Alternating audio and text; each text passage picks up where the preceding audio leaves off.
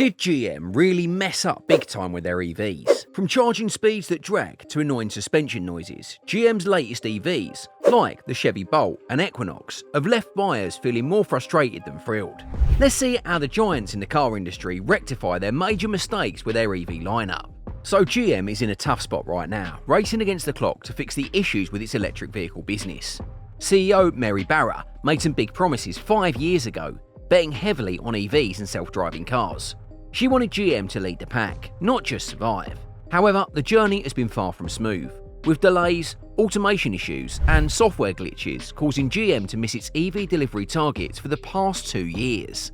Barra's last shot at transforming GM into a future-forward transportation company is getting the EV plant up and running efficiently.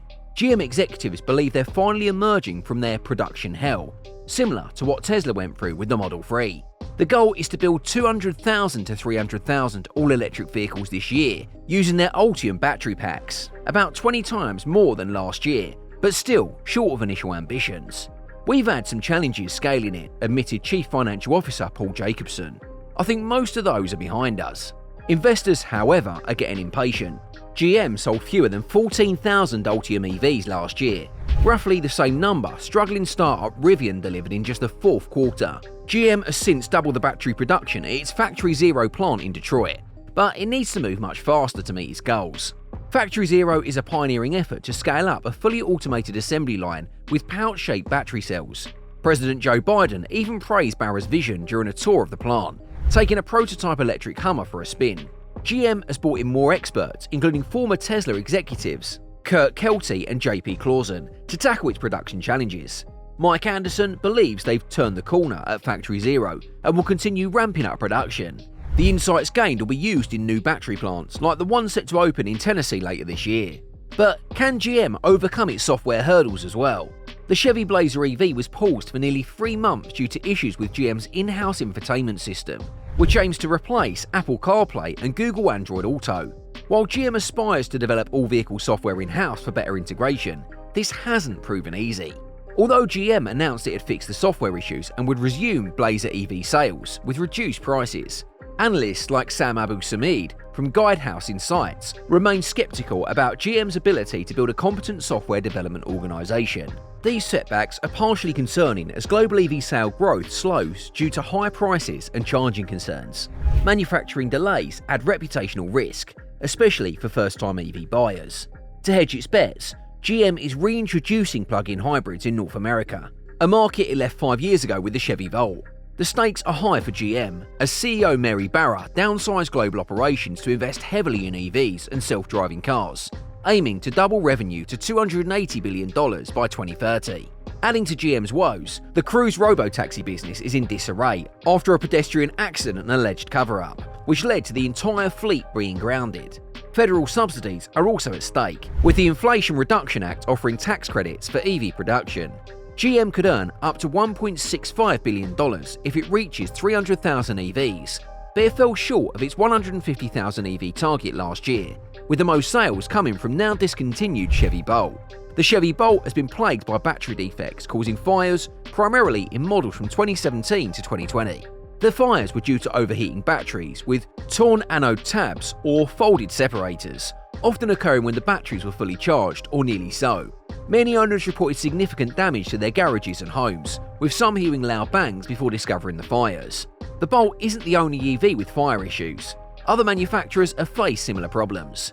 These challenges highlight the complexities GM faces in its transition to electric vehicles.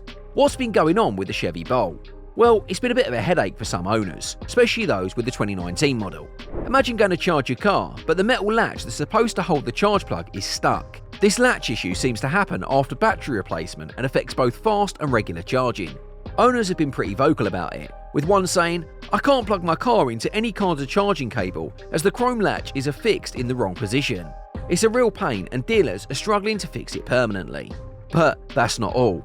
Older Bolts, particularly from 2017 to 2019, have been having issues with sudden power loss or error messages due to faulty battery relays. It's like your car suddenly decides to take a nap while you're driving. Not cool. One owner shared, "I bought my used Chevy Bolt 2017 in July and have since had the high volt battery relay part replaced 2 times. It's a big problem that's leaving owners stranded and dealers scratching their heads.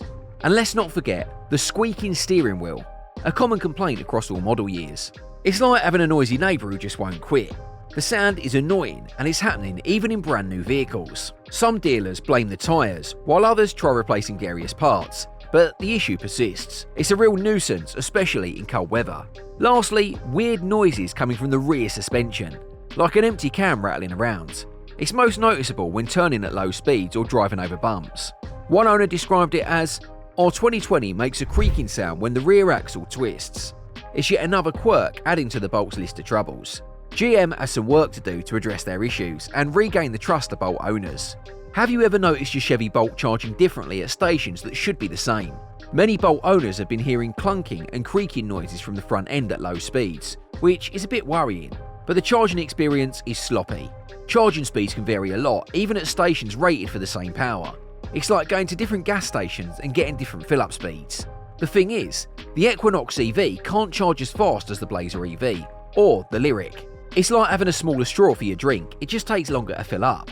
High voltages means faster charges, and this EV doesn't quite have that extra speed.